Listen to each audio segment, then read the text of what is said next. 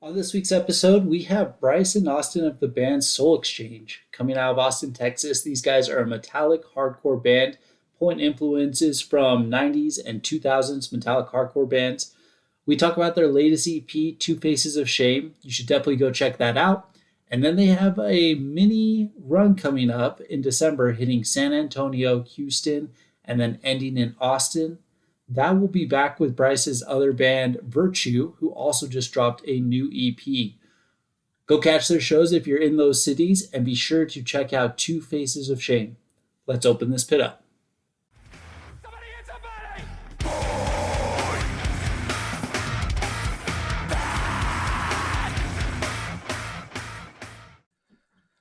All right. Hey, everyone. Welcome to this week's episode of the Pit Therapy Podcast. I'm Kyle, and we're here with Trevor, and we're here with a couple special guests from the band Soul Exchange. So how are you guys doing? I don't know if you want to do just like a quick introduction Yeah. of who you are. You want to go first? Yeah, my name's Austin. I'm the vocalist for Soul Exchange. I've been in and around with these guys for a long time and just finally got a project started together. Bryce asked me to come on board not too long ago, and then we pretty much hit the ground running from there.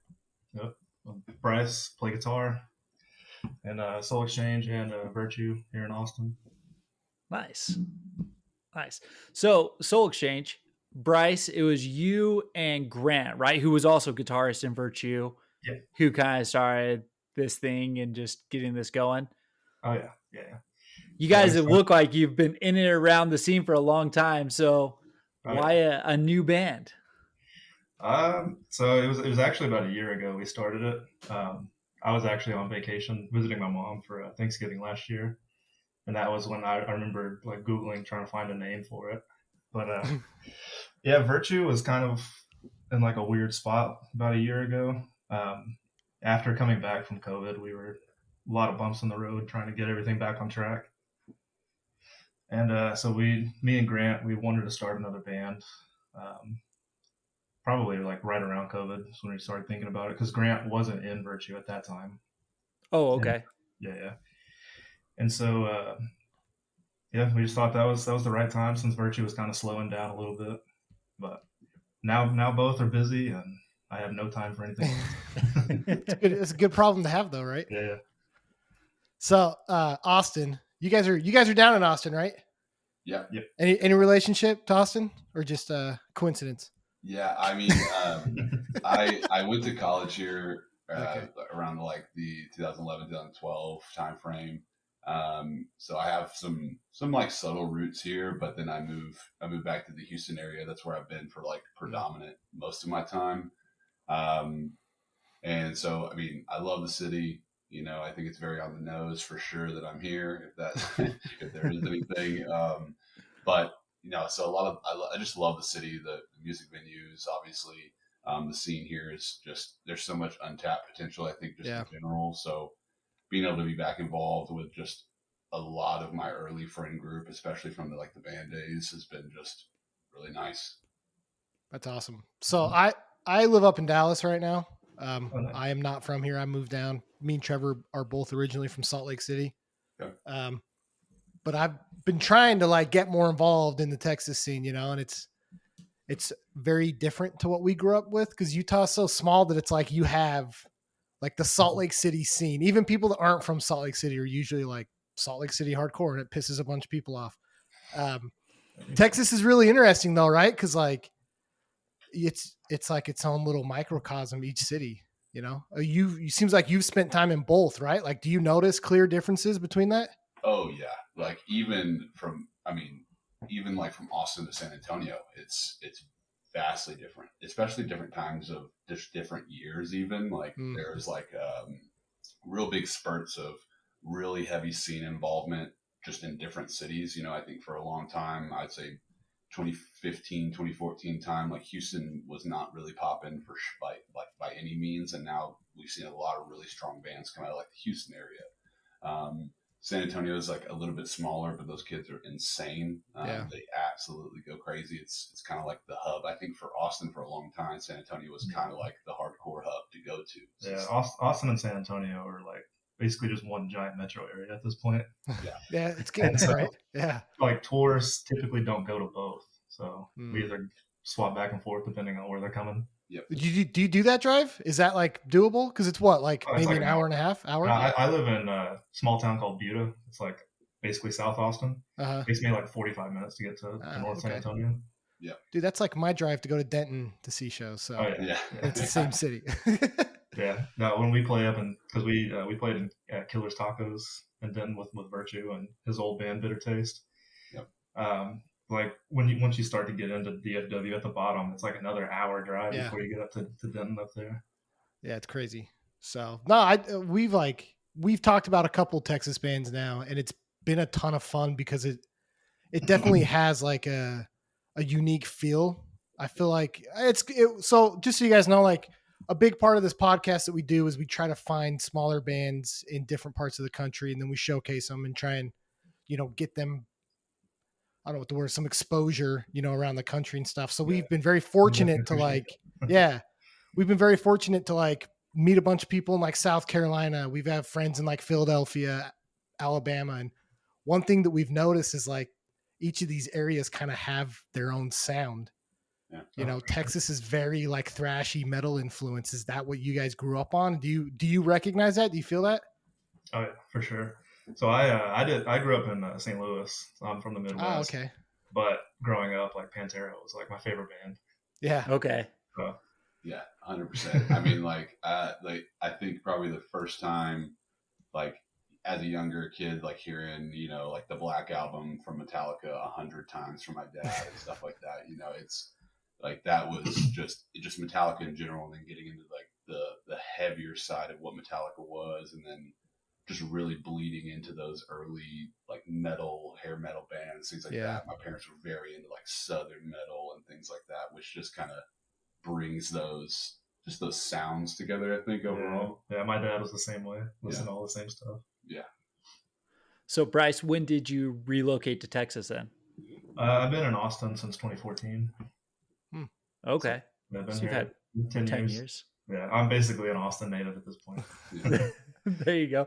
I mean, we always get mad down here with people moving here just because traffic is so bad all the time. Yeah. Everyone transplants. I was actually going to ask you that.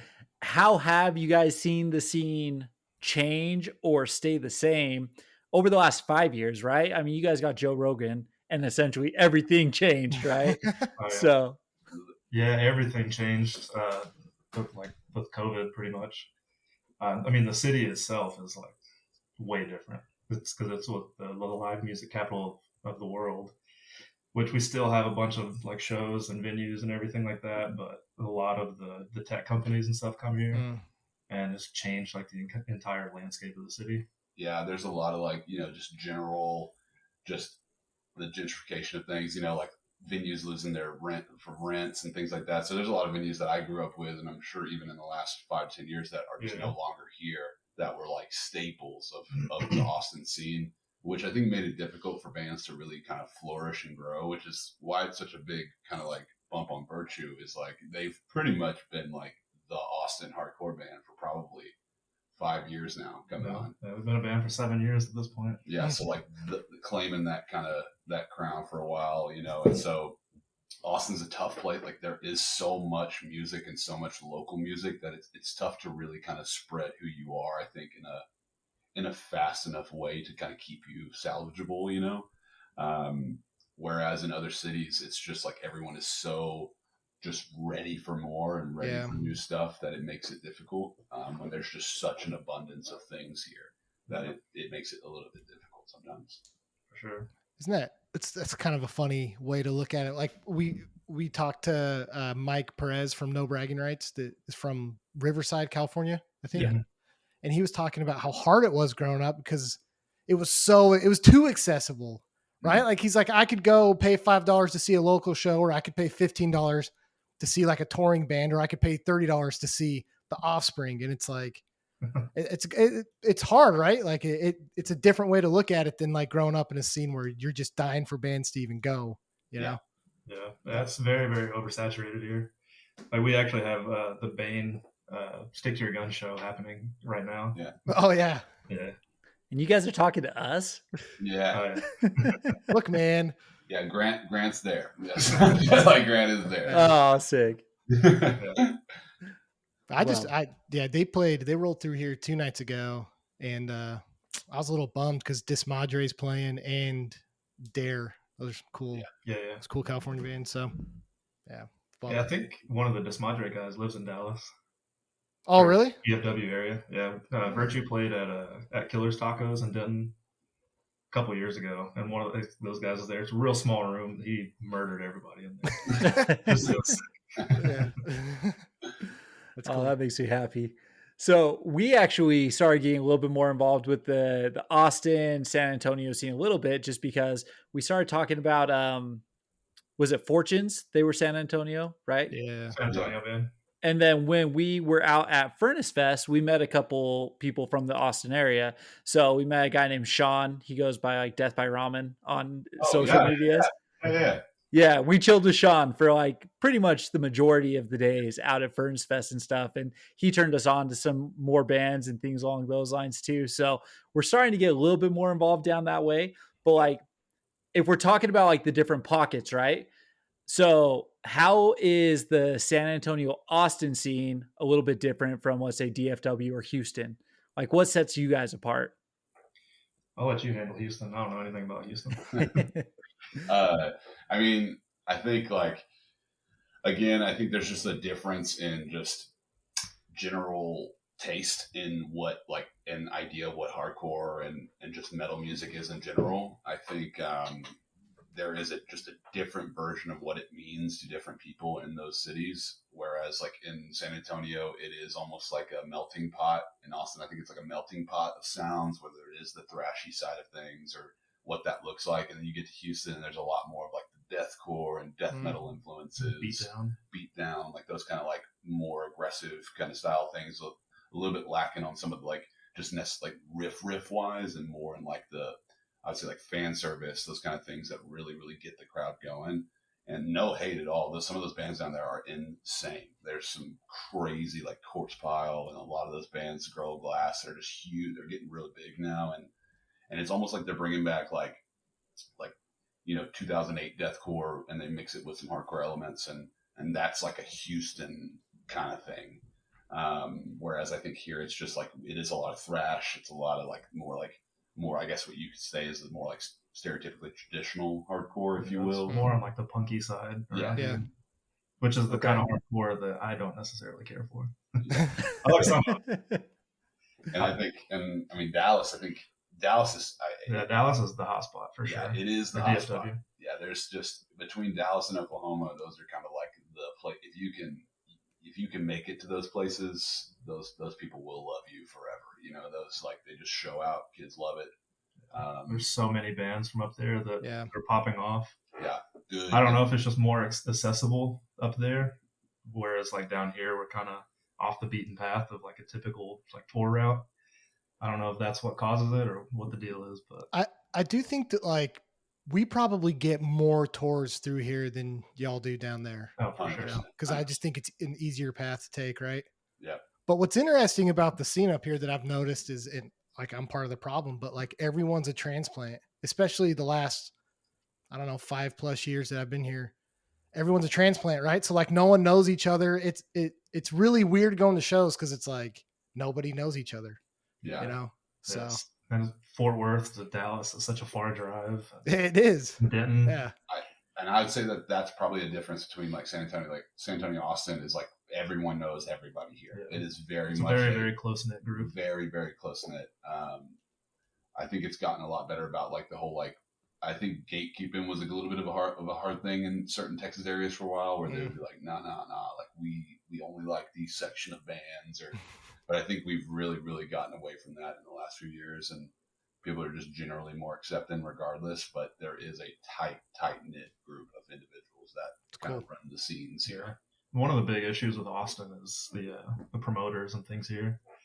We most of the big shows that come through, we have like some bigger corporate kind of promoters that kind of run all the main venues down here. So we don't really have a whole lot of DIY kind of stuff. I mean, we have DIY, but not like the mid-level touring packages that come through. Yeah. we don't really have anybody that picks those up around here, so they typically don't come to Austin. That's Which interesting. for bands around here to get that kind of Right. notice and play in front of those types of Oh, bands. yeah, that's super important, right? Yeah. That's like a calling card to hardcore, is like local bands always get a shot with bigger bands that come through. Yeah. It's I mean, awesome. you like go watch Terror or something, Scott standing side stage for the entire show. Yeah. Yep.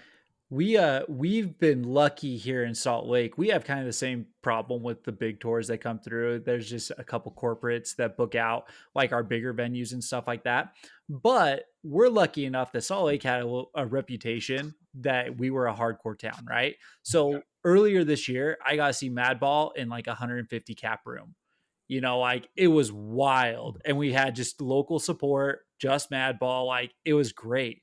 And there's a couple promoters now who are really pushing the local scene really heavy, and they're making connections with like Pacific Northwest, California. We got some like Vegas bands who come up and everything. And it's like, it's really starting to thrive again. So it's interesting how it kind of comes and goes. Because when we were growing up, we very specifically pretty much went to the bigger, I shouldn't say bigger shows, but the national touring packages. That's kind of what we spend a lot of time at. Salt Lake, though, originally, like the types of bands, metalcore we were listening to, there was like 30 to 50 kids there. So it was still small. It was still close knit. Everyone knew everyone, but it was like the more corporate promotion. Getting into hardcore today and stuff, it's definitely trending more DIY. The scene is getting a lot more local. It's great. So my old band Insurgents, we played in Salt Lake back in like 2018 probably. It was like a super DIY. It was a like a band rehearsal spot. Okay. Played in like the big room of it, and there's like graffiti all on the walls, like all the hallways and everything. It was pretty gnarly. Was it like right down Salt Lake, like by an old mall? I couldn't tell you. This is like 6-7 years ago. Oh, it's all good.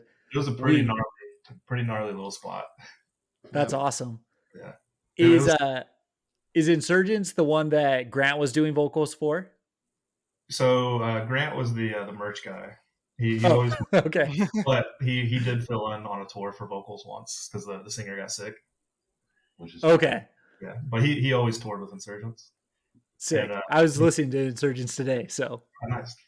Our bass player Pete, he played in Insurgents also. Oh, sick. Yeah. Yep. I was only in the band for about a year. They toured way too much for me.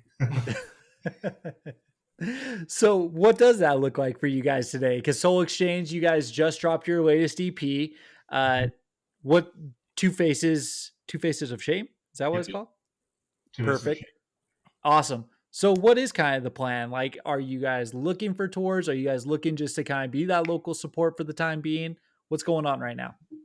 Yeah, so we're trying to get on the road. We played our first show back in July. We played four shows in Austin. We haven't announced this yet, but it's nothing big by any means. But Virtue also has a new EP coming out this Friday, November 15th. And so we're doing like a Texas like dual EP release kind of thing. Ooh, sick. That's gonna be next month. Yep.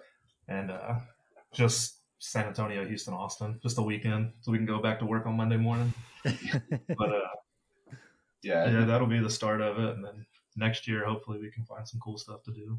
Yeah, I think like we're all like grown adults with jobs, and we have some limited PTO and stuff like that. Like I don't get PTO. Limited.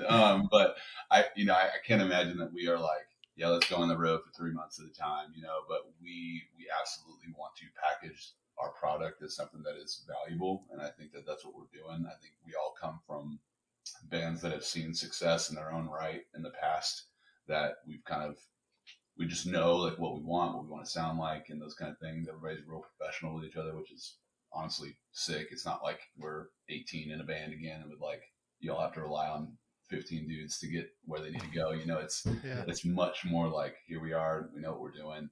I think that we want to show value in what we do. Like we're doing these kind of podcasts, and we're trying to, we just had an article released on No Echo the other day, and we're just trying to do things like that that really does showcase the work that we're putting into it. So that way we do have the opportunity to, potentially be on these bigger packages or do Texas style runs here and there, and really just make ourselves known outside of this where we are.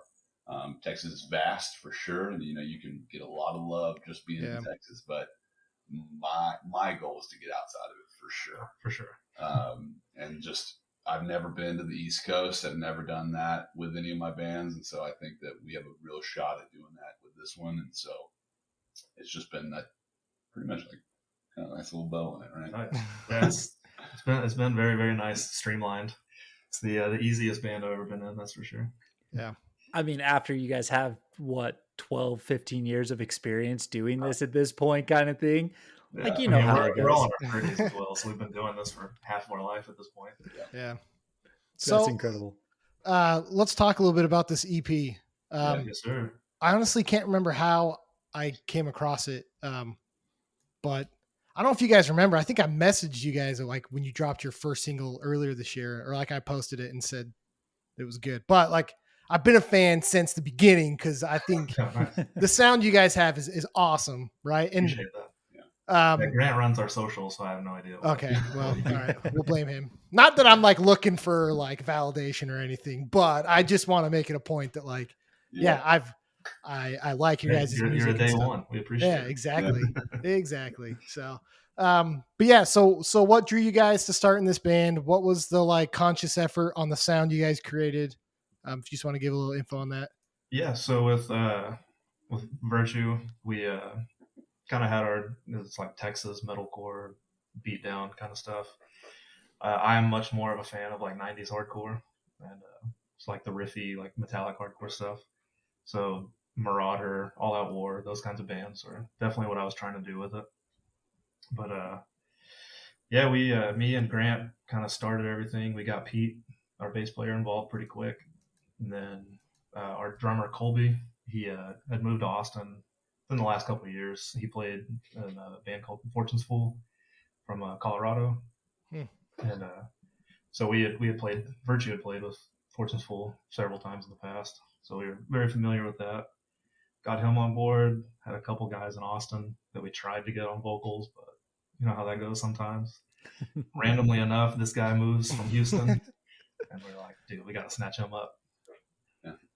So how did you then decide that you were going to get involved for vocals and stuff? Did you just... I love these dudes, and like my old band Bitter Taste, we played a lot of shows all over Texas, and Virtue was one of the bands we played with several times, and just had a good rapport with them. And then Grant was a part of, there's a promotional company here in Austin called Come and Take It, and they actually own a venue now, but back in the day it was like a small little kind of group of like 5 or 6 dudes that were just running a little promotional company, and then they got bigger and bigger, and now they're like one of the ones that like book like big shows, and it's really cool. But Grant, basically I was back in like, I want to say it was probably like 2013, 2014 maybe.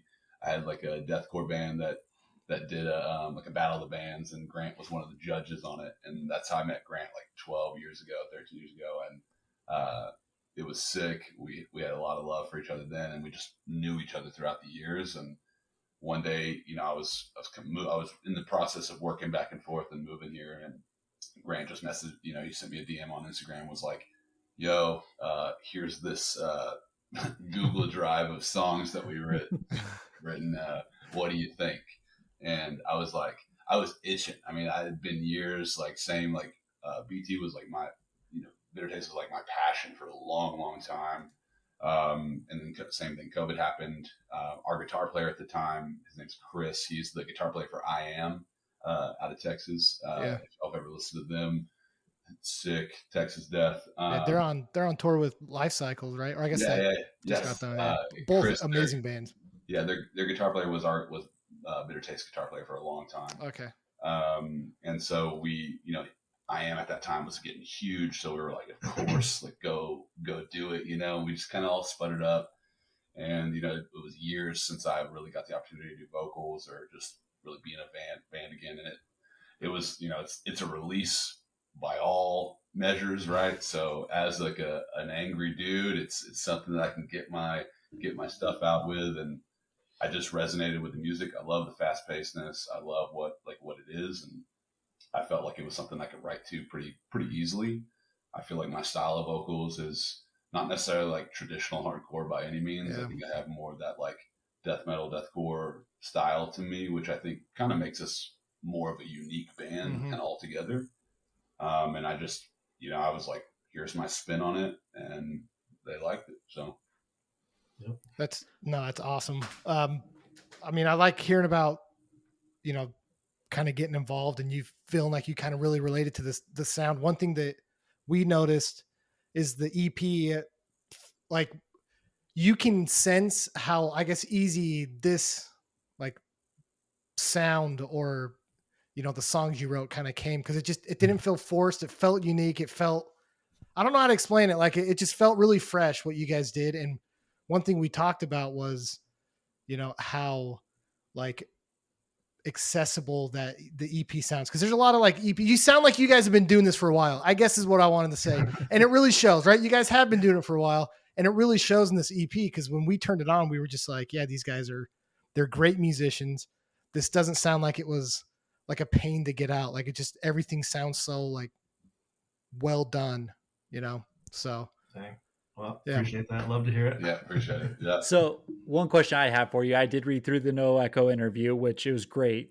One of the things that was brought up though is that shame, obviously being in the title though, is the key theme throughout the album. So Austin, are you the one writing the lyrics and stuff too Yeah, at this point? for sure. So that's a very heavy topic. Specifically, I was reading through Isolation Grip. That Yeah. song's heavy, like lyrically, there's a lot going on here, man. Yeah. Like, what is your process in putting this out? And this is a very vulnerable state for you. How do you feel putting this kind of stuff out? Yeah, I think like I say it to the dudes sometimes because like I'm married now. I have like much more of like I would by no means am I in this like dark spot. So it's difficult to write. So I have to come from a place of like where I was in areas and time points of my life to really like make that the concept. I'm real big on like concept albums, but making it very like personal concept albums. And so I love when things flow together and they like make sense and almost tell a story. But I do very much so think that there is much more resonation that comes like from a group perspective if you were the one telling that personal story. And I think for me, there's a lot of periods in my life where it was like, really questioning how I would just like understand my own emotions and like what that looks like on the surface and underneath the surface and like the concept, there's two faces of that shame and how it comes out. It can be very aggressive or very reclusive. And I think that in a lot of those words that I was able to write, it kind of accents that outward aggression, but with a very like internal perspective. And it's vulnerability. I think it just resonates better with people. I think hardcore itself is kind of about that in my mindset is like the pain and anger and aggression. I know there's a lot of politics and things like that that also come into a lot of hardcore. But I think that like just that just the self ability, the ability to like present yourself to the public and without any regard, I think is very, very, it just resonates well with people. And it has with me personally. Like whenever I see people write lyrics like that, it gives me just it just gives me like a really innate sense of like, oh yeah, I completely understand where this person's coming from in these moments and what that looks like for them. And so for me, I've always wanted to be able to write like that. And I look at very personal points of my life and I elaborate and I make those and I just try to figure out how to vocalize those in a way that makes sense. I really appreciate lyricists where you guys can put this on paper because, like, listen, I'm not a musician by any means. I can dabble on the guitar. I've played the piano kind of growing up and a few things like that. But, like, I've tried writing some lyrics just for fun, not necessarily to be in a band or anything like that. And I think that's just called poetry. shut up, Kyle. But what it turned into, like, I had something happen in my family where it was super. I had a cousin pass away, and unfortunately, it was from an overdose from kids who he thought were his friends who gave him laced pills. Yeah. Like, just, super unfortunate. And I started writing like these lyrics thinking about like my cousin and like missing my cousin and like wanting him to be here. And it just turned into a stream of F words about F those other kids. Like it just turned into like extreme, just like hatred and stuff like that. And I messaged one of my friends and I was just like, apparently I have a lot of unresolved anger issues underneath. And he's just like, dude, it's a good thing, man. Like, it's a good thing to be able to like work through some of that and think about it. And, I was like, yeah, it was weird. They'll sound like lyrics to a beatdown band, probably. Yeah, there you go. It sound like a San Antonio. Yeah. There we go. It's funny. Anytime, like anybody you meet that knows me, like I'm like happy-go-lucky pretty much all the time. I'm like just like super like, golden retriever vibes. Like I'm just like all over the place, 100 miles an hour all the time. So there's like when you read lyrics, that like dynamic between like who I am naturally versus what those lyrics portray and show. It's just a vast difference. And like you see me on stage versus how I am in my like normal life, and it's just completely different. And I think that like you said, being able to get those lyrics on paper, whether or not they're verbalized good or not, but I think like getting them out there is just something that's been such a weight lifter for me that it's not even funny. That's awesome. Yeah. So the song "Bleed." Yeah. Whose idea was it for the like random singing part in it? Yeah. All right. Were you just sitting around one day? And you're like, dude, what if you like kind of sing this part? Yeah. No, I'm big on like switching tongues and those kinds of things. Dude, it works. I was like, yeah, that would fit perfectly on this part. Yeah. Like I had written some lyrics for it, and he was like, I got it in my head. And I was like, okay. And then when he actually did it, like we didn't know. I had written the lyrics, but I didn't know how he was going to phrase them or how he was going to sing them. And then he just sends us this rough demo. Like I go over to record my vocals, I go home, and he sends this like rough demo the next day, and it's like him singing. And I was like, whoa, dude, that's crazy, man. We had no idea. I didn't. He did apparently, but no idea. And it came out awesome. Yeah, it's probably my favorite part of the whole record. Yeah. No, it really is. It caught me off guard the first time I heard it. And I was like, oh, dude, that's actually really sick. Yeah. Respect. Yeah. So how did you guys get into music in general, right? How did you, Bryce, get started on playing guitar? Austin, how did you get into vocals and stuff like that? Like, where did you guys begin with everything? Yeah, so my older brother was a teenager in the 90s, so he got me into like all the new metal and Pantera and stuff like that. I started skateboarding in like the early 2000s, and with that comes punk rock, and like all my friends were giving me all these different CDs and stuff. I was learning how to play guitar at that time, and then randomly found, because like the Casualties and the Unseen, AFI, some of the more aggressive punk bands were the ones that really stood out to me, and just randomly found metalcore after that. And that's like 04, 05 probably, and haven't turned back since. And you wanted to be Asking Alexandria at one point, and no, I never got it. There was a couple of the crabcore bands that I was okay with in high school, but I was much more into like Parkway. Oh heck yeah, that kind of metalcore. Yeah. I mean, for me, like I was really lucky to get started really early.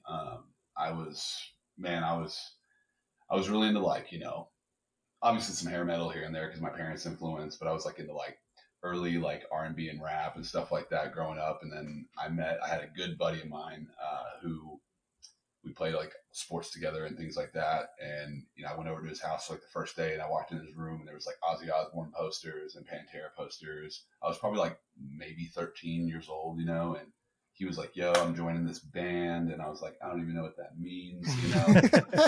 And he was like, "You should learn how to play bass." And I was like, "I don't, I don't know. What do you mean?" And so he was like, "Don't worry about it.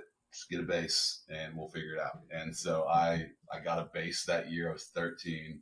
I got a bass that year, and a little stand up, little Ampeg amp, and he taught me how to play a few things on the bass. And I went and tried out for the little band that he was in, and we ended up like, and they were like sick. I could learn really quickly. I could really have like a visual learning that I could just pick it up.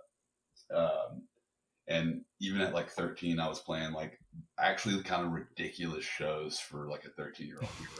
We were in this little metal band that it was like metal, traditional metal, and the name was As the Palaces Burn. We were literally just a rip on Lamb of God, and we played like these big shows in Houston. There's one called Freezer Fest, which was like Planetary Duality from the Faceless had just come out, and they were like the headliner for it. Convert and Body was like before they were signed and stuff. Like it was. You were 13? I was 13. That's Oh wild. my gosh. And I was just like, ripping the bass. There's this badass venue back in Houston called Java Jazz that's no longer there. It was like basically like a coffee shop, but like it was kind of similar to what you described, like graffiti on the walls. It was like a 200, 300 cap venue, and they had graffiti on the walls, but it was like the bands that were coming to play. So like I got to see like A Day to Remember there and Paramore there, and it was like literally like a 200, 300 cap venue. It was absolutely insane. So we were playing these shows that were just ridiculous for like what I was, and like looking back on it, I'm like, I had no idea what I was doing. Like I had no idea that we were playing these shows with these insane bands. Like Tony Danza was on one of them. Like it was just like So sick. That's way cool. bands that we had no business playing with. And so, but like at that time, I was like really into like Parkway.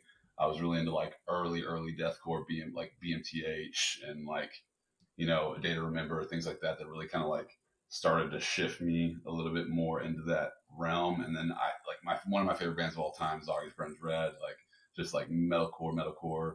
And then I found the Doom EP from Job for a Cowboy, and that kind of like just changed my whole trajectory of who I was. Just like dun, dun, dun, dun, dun. I was just like, this is the sickest thing I've ever done. And that was like trajectory. So we started another little band after that one. It kind of fizzled out, and originally I moved from bass to guitar at that point. And we had a buddy of mine who was a much better guitar player than me, and he was like, I want to be in on this. And I was like, oh, and I was like, I'll do vocals, I guess. And I had no idea what I was doing. I was like doing inhales for some reason, like it just wasn't. I was like, when's a plague? Sick, and but that transition, I just watched videos, learned how to do it, and he just kind of took me from there. And vocal, I love being the center of attention just in general. I'm completely insane. So I was like, I was like, I was like, I was actually I'm meant for this, And so from there, just kind of went in, and then eventually, the Kubla Khans and the hard, like the early like hardcore metalcore kind of things, just like kind of got into my stream of things, and just kind of changed how I thought. And now I've been in that realm ever since.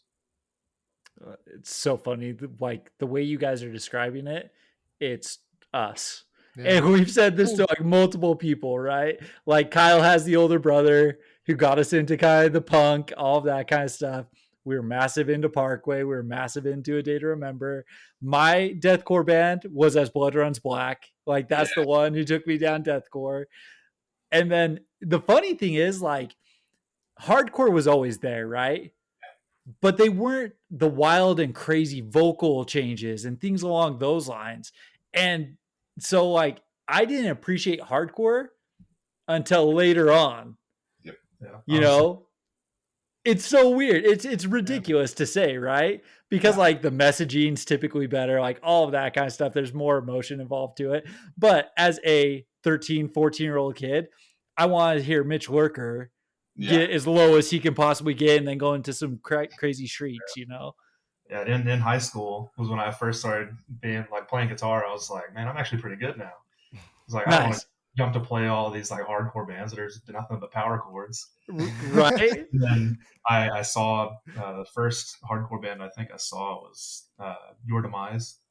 Oh, sick. Like 2010 2009, 2010 or so, and just the energy of that. And it was at like a metalcore, deathcore kind of show. It was Oceano and Miss May I was like the headliners for it. Great. And just this random British hardcore band showed up, and everybody fucking killed each other during it. Yeah. And I was like, "Yep, that's what I want." Killer. Yeah. Oh, we love that stuff. I remember seeing Gallows at Warp Tour, and it was kind of the same thing, you know? Like we were there for all the hardcore, or we were there for all the metalcore, deathcore, and stuff like that. And then you have like a Gallows, and Salt Lake is notorious for not circle pitting, and it was a massive circle pit, you know? So it was like that kind of thing. That's awesome. Yeah. We I think I wonder if it like slowed us down to get into hardcore because of MySpace. You know, we just got caught up in it's like, oh yeah, I can go listen to Drop Dead Gorgeous instead of the good hardcore bands at the time. 100%, man. Like Yeah. I was like so into like Amur and like bands like that like I remember the first time I saw Amur, they were playing with Wretched, and it was like just breakdowns and then death metal, right? Like it was just like Wretched was like and then the first time I saw Amur, I was like, yo, this is insane. And like they had like two steps and stuff that like I had not really heard in the deathcore style of things, and so just that kind of groove was just so cool, man. Like it was just really like, and then that gravitated towards those like true, more traditional hardcore bands where someone like just I get it, it's power chords, but man, they are monstrous. Oh yeah, that's so fun. Yeah. Yeah, I was big into Amur and all this in like 07, 08. Oh, of course. Yeah. I saw them with A Day to Remember and The Millionaires. Is that what they were called? I blew off stage. Yeah, it was crazy. Dude, tour packages back in like 06 to 09 were ridiculous. I'm pretty sure it was like a one-off Warped Tour date.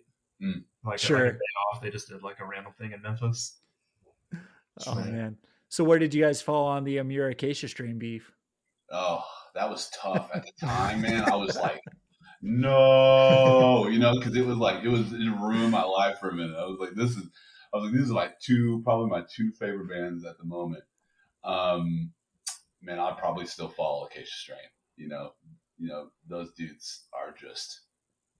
I think they've done so well with just what they do. Like you hear them and you know it's them, and yet every album is something different and something special. I've had a lot of people tell me that my vocal sounds like Vincent, which I'm not mad at. That's it literally is so cool to me. And he is a huge inspiration for me. So like I would probably have to go. I think just the way he controls his voice, his lyricism is insane, especially the early, like very pissed off, sad Vincent, right? Where he's all like good and healthy now, still sick, but like a different kind of like pissed off. I definitely appreciate the Acacia Strain a lot more now, but I was Team Amur back then. Yeah, I can't blame you for it. Listen, like musically, I was listening to a lot more Amur than Acacia Strain. But once you start like diving into like who Vincent was versus who Frankie was, I was like, I probably gotta lean on Acacia Strain a little bit more here. I remember going to like Amur's like MySpace or whatever, and their descriptions like kill or be killed. And I was like, nah, that's too cheesy for me, man. No, we're good. Yeah, and Amur fell off pretty early, and the Acacia Strain just never put out a bad record. Just consistent. No, for sure. I'm still seeing Acacia Strain shows that are like, I've been doing this a while, and even I'm like, that looks violent. I remember like I had an old buddy of mine, one of my old drummers, he showed me like, it was like, I think it was 2008 or 2010 at the Palladium, and it was the Acacia Strain. And it was the dumbest thing that I've ever seen in my life. It was, oh my God, they played like Car Bomb and shit, and it was just like the murders of murders that were happening. It was just that made me want to be in a better band. I almost got my leg broken at an Acacia Strain show. And like, for real? Yeah, it was Whitechapel's Welcome to Hell tour, and it was Whitechapel, Veil of Maya, the Acacia Strain. It was like one of Chelsea Grin's first like big tours. And I think maybe Oceano might have been on it. But I got pinned up against this bar, and my leg was like bending back just because the crowd. Oh man, It was so packed. So that I sucks. got out of there, luckily. Well, that's good. I just barely caught them. Well, not barely. It was like last year when they were on that Dying Fetus tour, and I hadn't seen them in a minute. And they're just so good. They're so fun live. Wild tour. Yeah, it's been a long time since I've seen the Acacia Strain. Yeah, Yeah. I think I saw them at like the Warp Tour before the last one, where they came out with like the purple orange cabs. They had Yeah. It was like black with the purple screens, and I was just like, yeah, those are sick. First of all, that was amazing, and then they were like the tightest band that I've ever seen. They're just their stops and it's just so tight, and I think that's kind of like what we kind of pride ourselves on too, is just tightness. It's just got to be tight. I appreciate them for bringing like that whole genre or era, like generation of normalizing windbreakers in hardcore. Because dude, I still like get down to a nice windbreaker at hardcore show, you know. Down here in Texas, we don't really get cold enough for I know anything bigger than a windbreaker. Yeah, so I'm about it. Yeah. So outside of music, I've been creeping on your guys' Instagrams a little bit, and you guys are both pretty active on doing different things. So outside of music, what do you guys do for fun, for health and wellness? Like, what do you guys do? Yeah. So I play on a baseball team here in Austin. Saw that. Yeah, me and Christian, the singer for Virtue, we it's called the Parakeets. It's like a men's league baseball. Super fun. I played baseball from 4 years old all the way up to through high school. Didn't play for 10 years. COVID happened. Was just bored. There was no music or anything. So I taught Christian how to play ball, and then we joined a local team.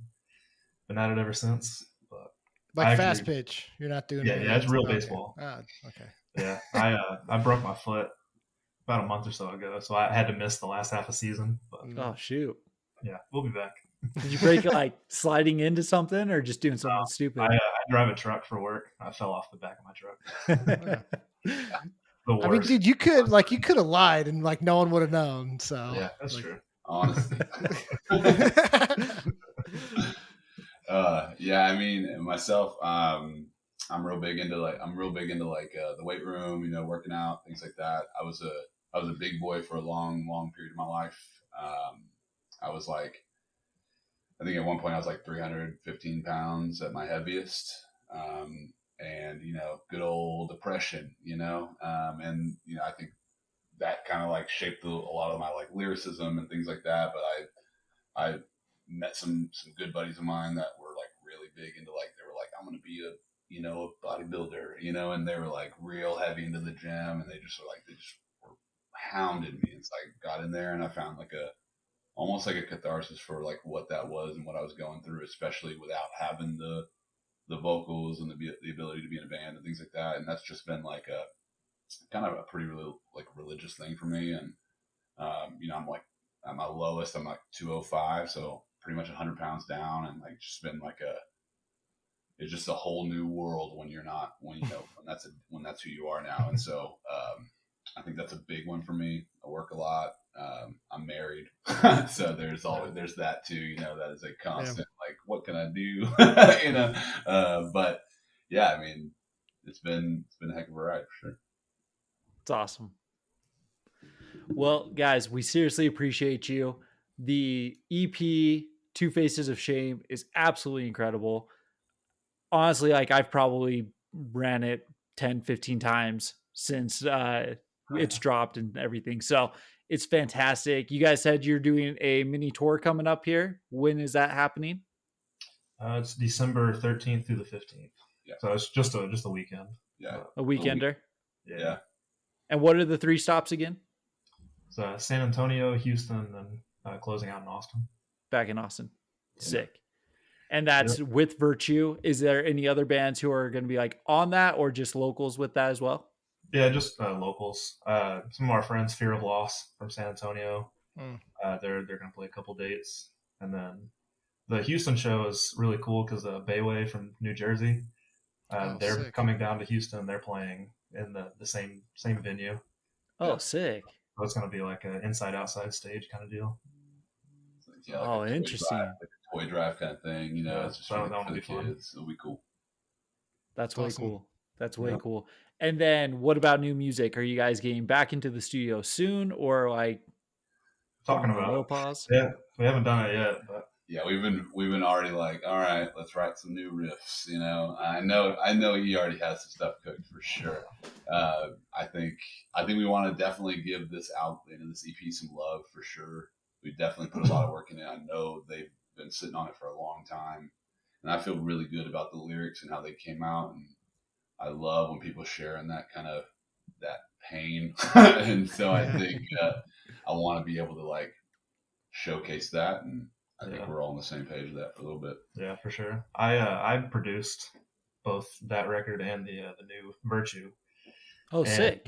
timeline wise, they're both just coming out on top of each other. So I want to break for a little while because I've been busy with this stuff since, like I said, like this same time last year. Yeah. So I'm trying to chill for a minute. Well, personally, that's a bummer because I'd like to hear more. But we'll do what we can. It'll be soon. Yeah. We'll keep sharing stuff. We'll post links to your guys' socials and we're gonna drop an episode tomorrow where we just kind of talk about you guys in another band, and then we'll release this one. But cool. Anything we can do to help promote either of those bands, help you guys out, let us know. We're big fans of you guys and the music. So come up to Dallas, and Yeah. I'll get rowdy for you too. So Yeah. Hell yeah. We'll be there soon. We'll definitely be there soon. Good. Robert from Ballista, who does like the COTC booking up there. Yeah. Good friends of ours. He's trying to get us up there, I think in January. Yeah. All right. So sick. But we'll see. Virtue was just in Fort Worth last month. But I don't know where I was, but I was probably I like died for a little bit after Furnace Fest, and I'm like finally back alive. So yeah, that's fair. Yeah, the run that Virtue just got back off of was like a week after Furnace Fest. Yeah, it's probably death. Yeah. Probably why. Yeah, my hands I sprained my hand moshing at Furnace Fest because I'm old now. So yeah, straight out. But I think I'm good now. I've been punching the wall, getting ready. But, got these Velcro knees over here, man. Don't worry about it. Yeah. Oh, dude. Breaking my foot. I'm like, man, I have a whole new appreciation for the human body. Yeah. Because this shit sucks. Dude, I saw Bitter End like a month before Furnace Fest, and I don't know. The Bitter End was like, this one's for all the old heads, and some kid turned to me, he's like, dude, this is for you. And I was like, oh man. What? Guy behind me? But then I moshed for like 3 songs, and then I had to go stand in the back, and I was like, yeah, nah, he's right. Yeah. But look, if you guys play a quick set, I'll come out, I'll get rowdy for a little bit, and then, I'll chill in the back. So 100%. Okay, there you go. Pick your favorite song, come out. Yep. Yeah. Sick. Well, before we let you go, shout out a couple of your buddies, Austin bands, San Antonio bands. Who should we be looking at other than Soul Exchange and Virtue? Yeah, so I mean, in Austin, you've got Beyond Reach, Houses We Die In. San Antonio, you've got Fear of Loss, Inner Self, bunch of bands down there. Yeah. You got some Houston bands. I think like if you're into that kind of like more slammy deathcore, like I said earlier, you got the Corpse Pile dudes that are really, really popping off right now. They all have their side projects and things like that. I think, you can never say enough about I Am. Yeah. A couple of the dudes in there are I think hopefully doing a little side project of their own too, and I'm really excited about that as well. So be on the lookout for a little side project from Houston. Can't give you too much details on it because I don't even think I'm supposed to be talking about it. But there's like members of like Sledge from OKC and like things like that. So there's cool dudes doing good stuff. So just be on the lookout for that. But a lot of really cool stuff around Texas. Yep. Sweet. Well, guys, we seriously appreciate it. Again, go check out the Two Faces of Shame EP. Again, Soul Exchange. Appreciate you guys. Yeah, thanks for having us. Appreciate it. Peace. Peace.